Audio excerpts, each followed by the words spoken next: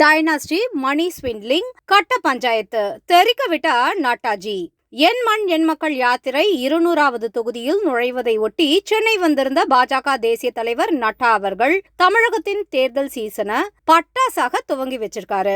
ஆளும் திமுக அரச அவர் வெளுத்து வாங்கியதில் தேர்தல் களம் சகட்டு மேனிக்கு சூடாகி இருக்கு. திமுக என்ற வார்த்தைக்கு புது அர்த்தத்தையே கற்பித்திருக்கிறார் நட்டாஜி. திமுக கொடுத்த ஒவ்வொரு தேர்தல் வாக்குறுதியும் சொல்லி சொல்லி அடித்தார் நட்டா. கூட்டுறவு நகை கடன் தள்ளுபடி கிடையாது, விவசாய கடன் தள்ளுபடி கிடையாது, வறுமை ஒழிப்பும் கிடையாது, தோட்டக்கலை ஆராய்ச்சி நிறுவனம் அமைப்பார்கள் என்று பார்த்தால் ஊழல் ஆராய்ச்சி நிறுவனத்தை செயல்படுத்தி கொண்டிருக்காங்க என்று திமுகவை ஒரு துவச்சி எடுத்துட்டாரு.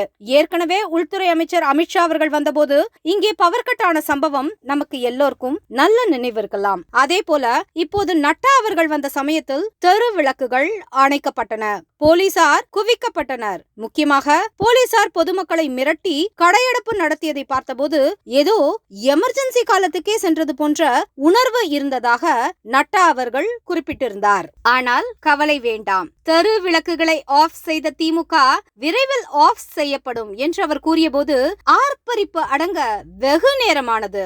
முக்கியமாக பாரத பிரதமர் நரேந்திர மோடி தமிழகத்திற்கு எவ்வளவு நெருக்கமானவர் என்பதை விளக்கும் வகையில் அமைந்தது நட்டா அவர்களின் பேச்சு. தமிழகத்தை சார்ந்த வேளாண் விஞ்ஞானி MS சுவாமிநாதன் அவர்களுக்கு பாரத் ரத்னா வழங்கப்பட்டதை நினைவு கூர்ந்த நட்டா அவர்கள் பாரத பிரதமர் நரேந்திர மோடி தமிழையும் தமிழ் மக்களையும் எவ்வளவு நேசிக்கிறார் என்பதனையும் விளக்கினார். 24 மணி நேரமும் இந்தியாவை முன்னேற்றுவதில் குறியாக இருக்கும் மோடி வேண்டுமா, இல்லை ஊழல் செய்வதில் கவனம் செலுத்தும் புள்ளி வைத்த கூட்டணி வேண்டுமா என்ற கேள்வி மக்கள் மனதில் வலுவாக பதிஞ்சிருக்கு.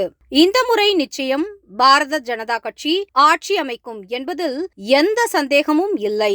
ஆனால் தேசிய ஜனநாயக கூட்டணி கைப்பற்ற போகும் 400 இடங்களில் தமிழகத்தின் பங்களிப்பும் கணிசமாக இருக்கும் என்பதை நாம் நிரூபித்து காட்ட வேண்டிய சமயம் இது, நேரம் இது.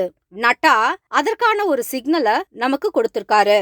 இனி சுழன்று அடிக்க வேண்டியது நம்முடைய கடமை.